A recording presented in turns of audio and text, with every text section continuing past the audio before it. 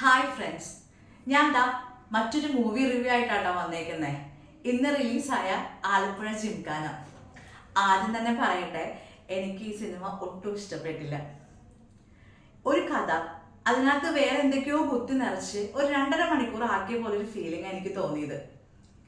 സാധാരണ ഒരു sports related മൂവിയുടെ ക്ലൈമാക്സ് ഒക്കെ പ്രതീക്ഷിച്ചിട്ടാണ് നിങ്ങൾ ഈ സിനിമ കാണാൻ പോകുന്നതെങ്കിൽ നിരാശയായിരിക്കും ഫലം. ഒരു വീക്ക് സ്ക്രിപ്റ്റ് കാരണം നസ്രിൻ എന്ന് പറയുന്ന നടന്റെ എഫേർട്ട്, ബോഡി ട്രാൻസ്ഫോർമേഷൻ എല്ലാം വെറുതെ ആയ പോലെയാണ് എനിക്ക് തോന്നിയത്. പിന്നെ ഞാൻ നേരത്തെ പറഞ്ഞല്ലോ, ഒരു സ്പോർട്സ് റിലേറ്റഡ് മൂവി കാണാൻ പോകുമ്പോൾ അതിൽ നമുക്ക് വാവ് എന്ന് തോന്നുന്ന പല പല സീൻസുകൾ ഉണ്ടാവും.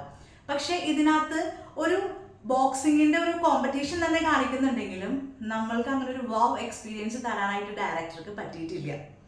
എനിക്ക് ആകെ ഒരു പ്ലസ് പോയിന്റ് തോന്നിയത്, നമുക്കിഷ്ടമുള്ള നസ്രിൻ, ഗണപതി, അങ്ങനത്തെ ഒരു യങ്സ്റ്റേഴ്സിന്റെ ഒരു സ്റ്റോറി അവരവരുടെ പോർഷൻസ് അവർ നന്നായിട്ട് അഭിനയിച്ചിട്ടുണ്ട്.